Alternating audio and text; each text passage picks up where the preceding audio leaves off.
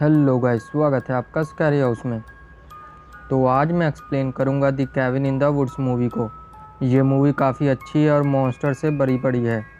Movie Chris Hemsworth की है, जिन्हें आप थॉर के नाम से जानते हैं, और इसी मूवी के कारण उनका करियर ऊपर जाना शुरू हुआ था। तो बाकी की बातें हम लास्ट में करेंगे फैक्ट्स के साथ। तो चलिए स्टार्ट करते हैं।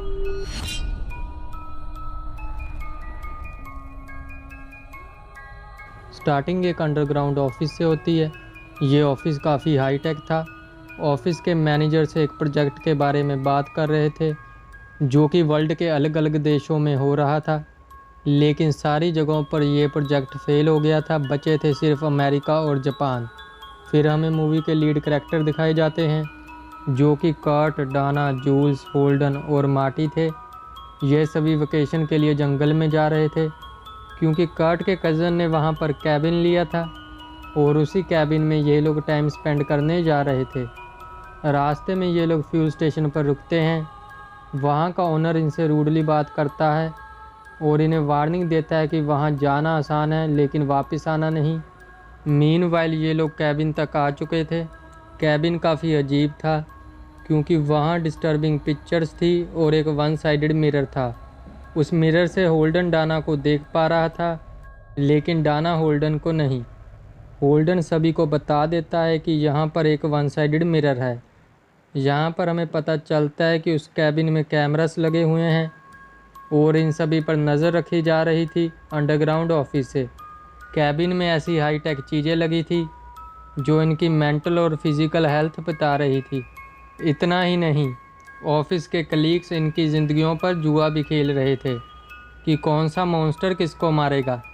कैबिन के आसपास की सारी जगह, पेड़ और तो और कैबिन तक को कंट्रोल किया जा सकता था। रात को ये सभी फ्रेंड्स पार्टी करते हैं। इसी बीच इन्हें बेसमेंट का रास्ता मिल गया था। जूल्स डाना को डेयर देती है कि वो बेसमेंट में जाकर देखे कि वहाँ क्या है। बेसमेंट में काफ़ी पुरानी चीज़ें थी। ये सभी इन चीज़ों से एक एक चीज़ चुन लेते हैं। इनकी चुनी हुई चीज़ें ही इन्हें मारने वाला मॉन्स्टर डिसाइड करेगी। डाना ने एक डायरी चुनी थी। वो डायरी को रीड करती है और उसे पता चलता है कि ये डायरी आना पेशेंस बकनर की है।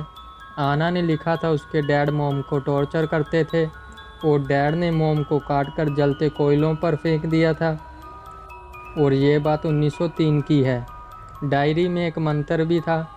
उस मंत्र को पढ़ने से आना और उसकी फैमिली वापस जिंदा हो सकती थी। डाना को इस पर यकीन नहीं था, इसलिए वो इस मंत्र को पढ़ती है और गैस वॉट, बकनर फैमिली ज़िंदा हो जाती है। वो लोग ज़मीन से बाहर आते हैं और कैबिन की तरफ निकल पड़ते हैं। बकनर फैमिली वापस तो आ गई थी, लेकिन ज़ॉम्बीज़ के रूप में। जिन क्लीक्स ने बकनर फैमिली पर दाव खेला था वो जीत चुके थे। दूसरी ओर ये प्रोजेक्ट जापान में एक स्कूल में चल रहा था। कर्ट और जूल्स कैबिन से थोड़ी दूर जाते हैं। यहाँ पर कर्ट जूल्स से इंटीमेट होना चाहता था, लेकिन जूल्स मना कर देती है। कर्ट कहता है क्या हुआ, वो लोग अकेले हैं। रियली? क्योंकि ऑफिस के सारे कलीग्स काम धंधा छोड़कर स्क्रीन के आगे खड़े थे। हवा में किसी तरह के फेरोमोन्स छोड़े जाते हैं, जिसके कारण जूल्स इंटीमेट होने के लिए तैयार हो जाती है। लेकिन इससे पहले क्लीक्स का सपना पूरा हो पाता, वहाँ पर बकनर ज़ॉम्बीज़ आ गए थे। ज़ॉम्बी जूल्स का गला काट देते हैं और उसे मार देते हैं। जूल्स का खून सीधा एक टेंपल में जाता है, जो कि ज़मीन के नीचे था। मीनवाइल मार्टी कैबिन से बाहर आता है और नोटिस करता है कि आसमान में स्टार्स नहीं हैं। इतने में ज़ॉम्बीज़ कैबिन तक पहुँच गए थे। वो कर्ट के पीछे आए थे क्योंकि कर्ट बच गया था। कर्ट मार्टी को कैबिन के अंदर लाता है और उसे लॉक कर लेता है। डाना को नहीं पता था जूल्स मर चुकी है, इसलिए वो दरवाज़ा खोलती है एंड गैस वॉट, उसे जूल्स मिलती है। सिर्फ उसका सर, जो कि ज़ॉम्बी के हाथ में था। ज़ॉम्बी सर को डाना की तरफ फेंकता है। इसी मौके का फ़ायदा उठाकर कर्ट और उसके दोस्त दरवाज़ा लॉक कर देते हैं। ये सभी कैबिन के अंदर थे और काफ़ी हद तक सेफ थे। कैबिन के अंदर रहने के कारण नहीं, साथ रहने के कारण, जो कि कर्ट का आइडिया था। अगर ऐसे ही चलता रहा तो ये लोग ज़िंदा बच जाएंगे, इसलिए कर्ट की तरफ ऐसे फेरोमोन छोड़े जाते हैं जिसके कारण वो प्लान बदल देता है। अब वो कैबिन में तो रहेंगे लेकिन साथ नहीं, अलग अलग होकर। और जब सभी फ्रेंड्स रूम्स में जाते हैं तो रूम्स लॉक हो जाते हैं। मार्टी को रूम में कैमरा मिलता है, लेकिन इससे पहले वो सबको कुछ बता पाता, एक ज़ॉम्बी उसके रूम में आ गया था विंडो तोड़कर। वो ज़ॉम्बी उसे पकड़ लेता है और मार देता है। इसके बाद ज़ॉम्बी डाना के रूम का दरवाज़ा तोड़ने की कोशिश करता है, मगर दरवाज़ा टूटने से पहले डाना वन साइड मिरर के थ्रू होल्डन के पास चली जाती है। डाना और होल्डन बचने के लिए बेसमेंट में आ जाते हैं। मीनवाइल ज़ॉम्बी होल्डन को बेसमेंट से बाहर निकालने की कोशिश करता है, मगर वो कामयाब नहीं होता क्योंकि डाना उसे चाकू मारकर घायल कर देती है। कर्ट उन्हें बेसमेंट से बाहर निकालता है और सीधा वैन की तरफ ले जाता है ताकि वो लोग जहाँ से निकल सके। दूसरी ओर जापान का प्रोजेक्ट फेल हो गया था। स्कूल की बच्चियों ने किसी तरह का रिचुअल किया था, जिसके कारण वहाँ आई स्पिरिट कैद हो गई थी। यानी कि सारी उम्मीदें अमेरिका के प्रोजेक्ट पर थी, क्योंकि बाकी सारे प्रोजेक्ट फेल हो गए थे। मगर ये प्रोजेक्ट भी फेल होता हुआ नज़र आ रहा था, क्योंकि कार्ट और उसके दोस्त भागने वाले थे। वेल, ऐसा होने से पहले ही मैनेजर टनल को बंद कर देता है, जो कि जहाँ से जाने का इकलौता रास्ता था, और टनल के आगे खाई बन जाती है। ये लोग फिर से जहाँ पर फंस चुके थे, लेकिन कर्ट के पास बाइक थी जो कि वो वैन में लाया था। कर्ट बाइक स्टार्ट करता है और पूरी स्पीड से खाई से जंप करता है, लेकिन वो मारा गया था क्योंकि ये सारी जगह एक इनविजिबल शील्ड से कवर थी, और कर्ट भी उसी शील्ड से टकराकर खाई में गिर गया था। मीनवाइल डाना और होल्डन वापस जाते हैं किसी और रास्ते की तलाश में, लेकिन वैन में ज़ॉम्बी था। ज़ॉम्बी ने एक रोड होल्डन के गले में घुसा दी थी और उसे मार दिया था। वैन नदी में गिर जाती है।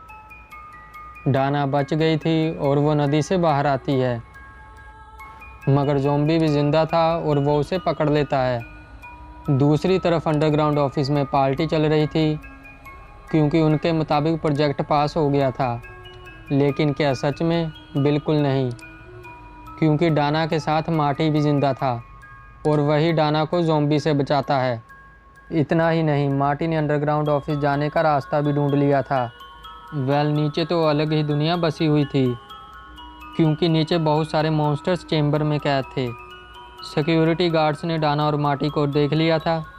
वो दोनों खुद को कंट्रोल रूम में लॉक कर लेते हैं ताकि गार्ड से बच सके। अब वो कंट्रोल रूम में थे तो कुछ ना कुछ कंट्रोल तो उनके हाथ में भी था। डाना सारे चेंबर्स खोल देती है और सारे मॉन्स्टर्स बाहर आ जाते हैं, like werewolf, zombies, giant snake आदि। ये सारे मॉन्स्टर चारों तरफ तबाही मचा देते हैं और गार्ड्स को भी मार देते हैं। फाइनली डाना और मार्टी अंडरग्राउंड टेंपल तक पहुंच जाते हैं। वहां 5 सिंबल्स थे जो कि इन्हें दर्शाते थे। जी हाँ, ये किसी तरह का रिचुअल था जिसमें इनकी बलि दी जा रही थी, और इस रिचुअल की डिमांड थी इसमें स्कॉलर, वॉर, प्लेयर, फूल और वर्जिन होने चाहिए, तभी ये रिचुअल कामयाब होगा। स्कॉलर था होल्डन, वॉर थी जूल्स, फूल था मार्टी, प्लेयर था कर्ट और वर्जिन थी डाना। पहले 4 लोगों का मरना इम्पोर्टेंट था, लेकिन वर्जिन मरे या ना मरे उससे कोई ख़ास फ़र्क नहीं पड़ने वाला था। वेल, अगर ये रिचुअल कामयाब नहीं हुआ तो एशियंट गॉड्स धरती पर आ जाएंगे और सारे इंसानों को मार देंगे। यहाँ पर हमें ऑफिस की डायरेक्टर देखने को मिलती है, जो कि ये सारा ऑफिस कंट्रोल कर रही थी। डायरेक्टर डाना को इन्फ्लुएंस करने की कोशिश करती है ताकि वो मार्टी को मार दे और धरती तबाह होने से बच जाए।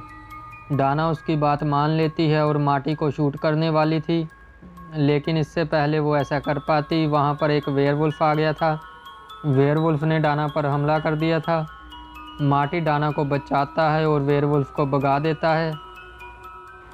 डायरेक्टर भी ज़ॉम्बी के हाथों मारी जाती है। डाना मार्टी से माफ़ी मांगती है और फिर ये दोनों वहीं बैठकर अपनी मौत का इंतज़ार करते हैं। ज़मीन से एक बड़ा सा हाथ बाहर आता है, जो कि एशियंट गॉड्स का था, यानी कि धरती की तबाही शुरू हो चुकी है, और यहाँ पर ये मूवी ख़त्म होती है। दरअसल हर साल एशियंट गॉड्स को 5 इंसानों की बलि चाहिए होती थी, और उस बलि के बदले गॉड्स इंसानों को जीने देते थे। हजारों सालों से बलि दी जा रही थी, लेकिन इस साल गॉड्स को बलि नहीं मिली। इसलिए गॉड्स गुस्से में आ जाते हैं और धरती को तबाह करने के लिए ऊपर आते हैं। फिल्म की एंडिंग से साफ था कि इसका सीक्वल प्लान किया गया है और ये बात इसके डायरेक्टर ने भी कंफर्म की थी, लेकिन उन्हें काफ़ी सारी मूवीज़ मिलने के कारण उन्होंने इसके सीक्वल को कैंसिल कर दिया। मगर सीक्वल ना आने का डायरेक्टर ने कोई भी प्रॉपर रीज़न नहीं बताया है। तो अभी फैक्ट्स की बात करते हैं। ये मूवी 2012 में आई थी और इसे डायरेक्ट किया था ड्रू गोडार्ड ने। इस मूवी के राइटर है जॉस व्हीडन, जिन्होंने डायरेक्टर के साथ मिलकर इस मूवी को लिखा था। मूवी क्रिस हेम्सवर्थ और जॉस व्हीडन की फर्स्ट मूवी है जिसमें दोनों ने साथ में काम किया। सेकंड मूवी थी दी अवेंजर्स। मूवी की काफ़ी सारी शूटिंग 2009 में पूरी हो गई थी, फिर भी मूवी को 2012 में रिलीज़ किया गया। क्रिस हेम्सवर्थ को रेड डाउन और थॉर मूवी मिलने का कारण भी यही मूवी थी।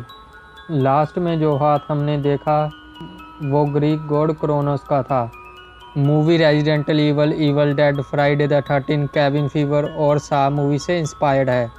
मूवी के काफ़ी सारे demons buffy the vampire slayer से लिए गए हैं और प्लॉट लाइंस भी।